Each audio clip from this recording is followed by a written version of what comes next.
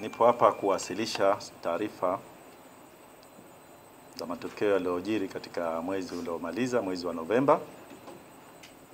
Hii ikiwa kama ni ada ama utaratibu tuliojipangia wa kuzungumza na nyinyi katika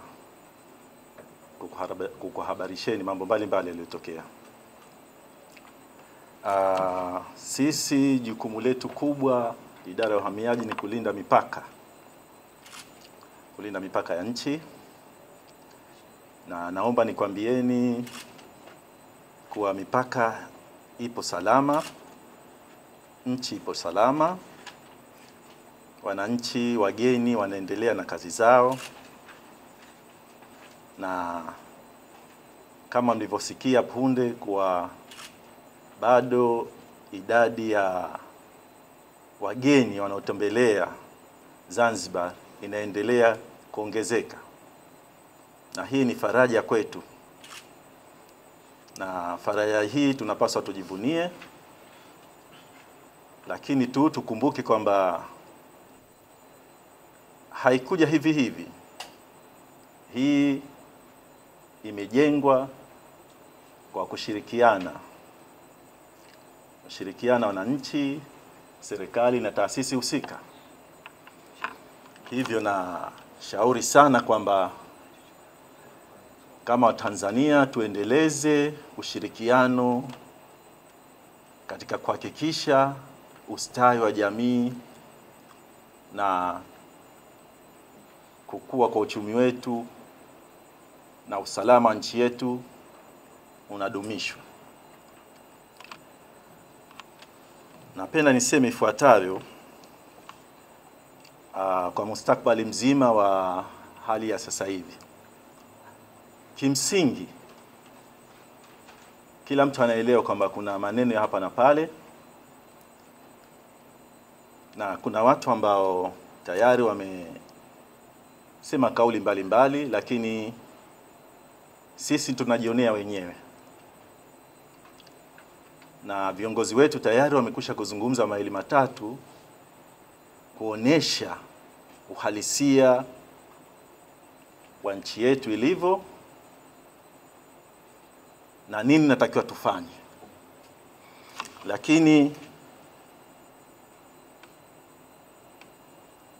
kwa upande wetu sisi ambao labda tunakuwa na misimamo tofauti, ni vyema tukajikita katika miongozo ya nchi yetu kama vile Katiba ya Jamhuri ya Muungano wa Tanzania na sakula mbalimbali zinazotuongoza katika kuhakikisha kwamba tunapata ustawi wa taifa letu.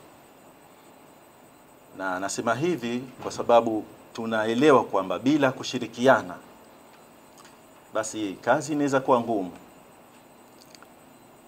Kwa mfano, narudia kusema kwamba kifungu cha katiba cha 28 cha katiba ya mwaka 1977 kinaeleza wazi wajibu wa raia kulinda nchi yake, kulinda taasisi, kuheshimu mamlaka zilizopo madarakani. Hili ni jambo la msingi sana, na sisi kama Watanzania tunapaswa hili kulisimamia, kujua mtu wajibu wake na kuhakikisha anatimiza wajibu wake, na kufanya hivi ni sehemu ya uzalendo, lakini si uzalendo tu, na ni ustaarabu pia. Maneno yako mengi, lakini sisi sasa tunatizamwa kama Watanzania. Je, tutayumba ama tutasimama kuhakikisha tunalinda yale yote ambayo viongozi wetu waliopita, serikali zetu na sisi wenyewe kodi zetu tulizigharamia katika kuhakikisha nchi yetu inakuwa ni nchi bora na inakuwa ni mfano,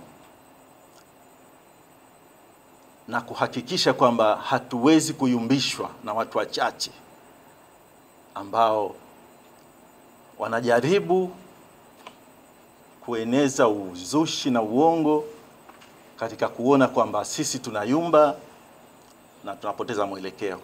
Nina imani kwa watu ambao wana akili timamu na wanaweza kupambanua kwamba watapuuza maneno yote ambayo yanaletwa na watu ambao hawana mashiko katika matamshi yao, na tutasikiliza viongozi wetu na kulinda rasilimali zetu na kuhakikisha kwamba vizazi vijavyo wanakula matunda ya amani na utulivu. Aidha, sisi kama viongozi tunapaswa tusherehekee mafanikio tuliokuwa nayo,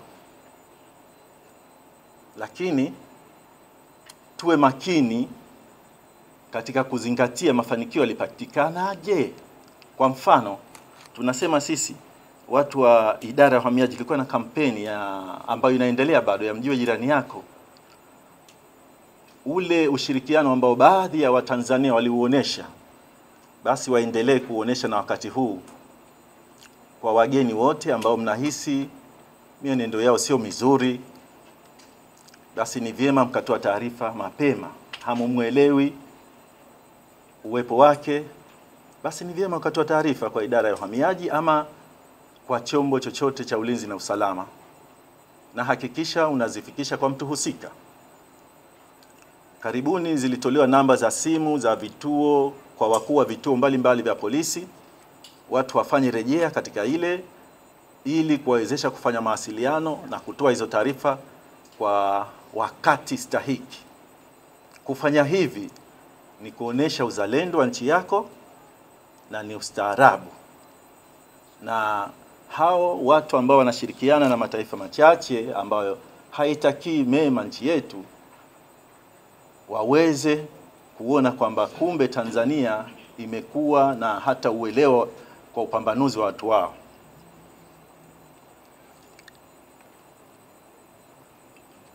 Ndugu wananchi, waandishi, wanafunzi,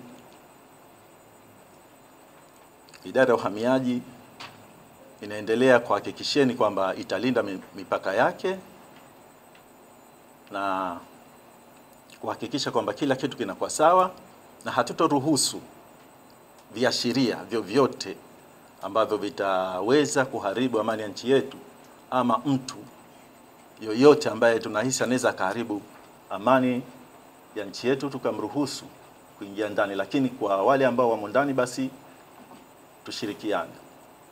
Na rahisi tu tunaweza kusema kwamba mtu anakushawishi katika jambo ambalo unahisi kwamba litasababisha kuharibika kwa amani, unasema tu naipenda nchi yangu, nitailinda Tanzania. Simple tu. Huwezi kubishana naye wala humpi muda.